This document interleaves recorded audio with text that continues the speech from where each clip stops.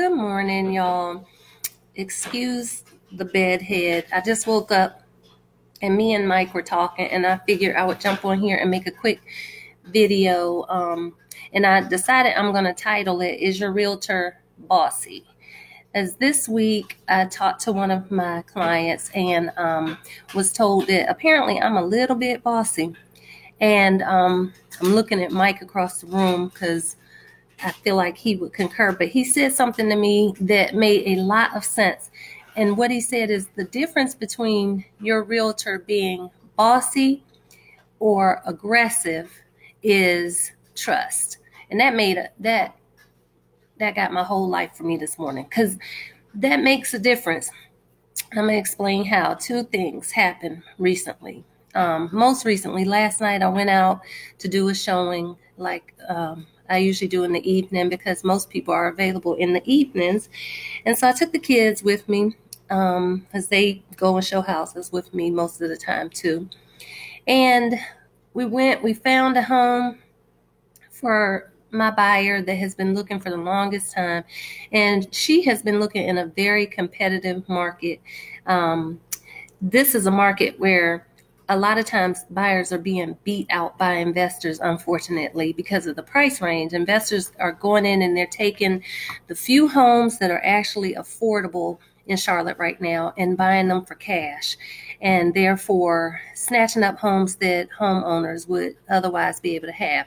So anyway, back on track. We went out, we looked at this home. I sent the home earlier in the day or the day before, and so all the buyer had to go on was pictures in the area. And a lot of times I will advise drive by, on your way to work or whatever, just kind of see what it looks like on the outside if you need to. But often I will advise, let's go ahead and put the offer in now, as soon as you see it. If it meets your criteria, is it the right number of bedrooms? Is it, does the picture have features that you like? Is it the area that you like? Things like that. Because if so, let's put the offer in so that the seller knows that you are also interested. Because what happens is there's a multiple bid situation almost all the time in a certain price range, unfortunately. So you have to get yours in early to avoid this multiple bid situation, if you can avoid it. And then be flexible with what your bid might need to change to. And this is something that this buyer and I have been doing, sometimes putting in our offer. I'll reach out ahead of time. And that's important to know. By the time we come to you and suggest a house, this is something that we've looked at. We made sure that it's available, first of all, and then we made sure that they're accepting your loan. And then we've ask whatever relevant questions of the selling agent, of the listing agent. So anyway, we've been sending out these offers ahead of time whenever I could convince the buyer that this is a good idea. And I know that this is scary to offer on something sight unseen, because we're talking about a house. We're not talking about a pair of shoes that you're buying offline or something like that. And I understand the biggest purchase of your life is very scary to put in an offer. But consider this, an offer is just an offer. Until it's actually accepted, it is not a contract, meaning that you are not obligated in any way. You're simply just saying, this is what I'm offering for your home. That being said, you don't have to pay any money until your offer has been accepted.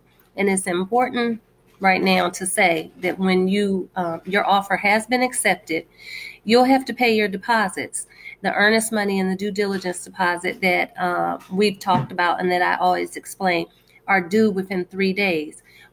But it's very low risk just putting in your offer and letting someone know your interest in the property. So we saw the house in person.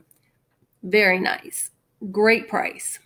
Got home, wrote up the offer, put the offer in, looked at the house again. It was under contract, because guess what? Probably someone did an offer sight unseen. And now my buyer is disappointed again. So I say that to say, this is a situation where the trust comes in Your realtor has your best interest at heart. If we say, hey, let's put your foot in the door, put the offer in there now, and then we go and look at it, trust, because we have seen this happen so many times and we're trying to avoid disappointment. And then the other situation I saw this week, a home that was taken off the market again because it's not selling. It's not getting showings and has been on the market for 3 months. And the problem with that is, again, you have to be aggressive. You got to be aggressive with your offers, but you have to be aggressive with your pricing. So this house has been on the market because it was not priced aggressively. And pricing a home aggressively means pricing it appropriately, not pricing it too high. And you're always going to price over a little bit because you want to have room to negotiate down. But be careful, because when you price your house too high, no one's going to come look at it. It doesn't matter what it looks like in the pictures. It doesn't matter about the area. If it's priced too high, no one's coming to look at the house. So this is another area where you want to trust your realtor. If we ask you to price it at a certain place, we're not wanting to make you lose money, but what is important to understand is that behind the scenes, we're going to do something that's called a seller net calculation. So we're going to make sure that we find out, okay, if you sell it for this much and you have to pay this much in your taxes or your closing costs if you agree to pay it, or whatever fees that we know about to advise you about, we're going to subtract all of that so that we get to the bottom line that you need to have in order to put your money in the bank or get another house.